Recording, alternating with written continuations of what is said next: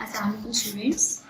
Today we are going to do Social Studies Unit 4 History and Rights Lesson 13 Early History of Islam Question number 5 and question number 6.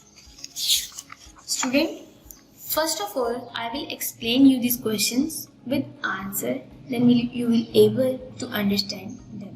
Okay. Question number 5. When did Spain come under Muslim rule and how long did this rule last?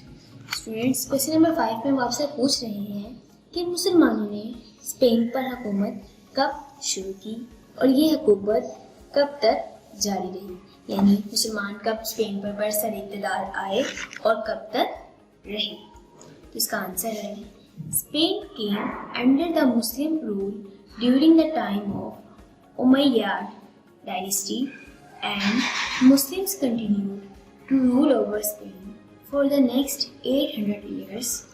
Spain जो है वो मुसलमानों ने Spain पर हुकूमत तब शुरू की, यानी मुसलमान स्पेन पर बरसर इक़्तिदार आए जब बनु उमय्या का ख़ानदान चल रहा था.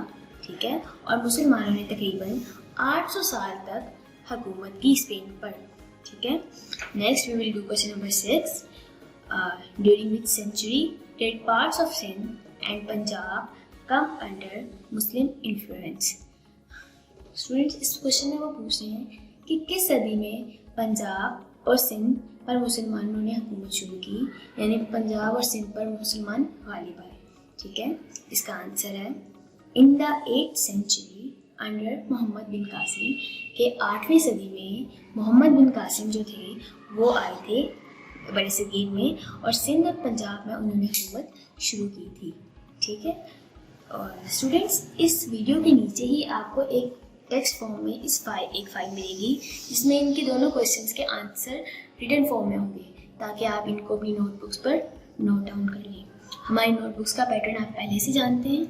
पहले class work, date, day, chapter name, margin line, question number, question write करना है, नीचे आपने आंसर लिखना है 1 फिंगर स्पेस के साथ. ठीक है. और ये काम आपने अपनी क्लास वर्क की कॉपीज पर करना है क्योंकि ये आपका नीट वर्क है. क्लास आपने ये काम करने के बाद इसकी वीडियो पिक्चर्स बना के उसी वेब पे अपलोड कर देनी है, ताकि हम देख सकें कि आप लोग किस तरह रेगुलरली इस काम को कर रहे हैं. यही आपको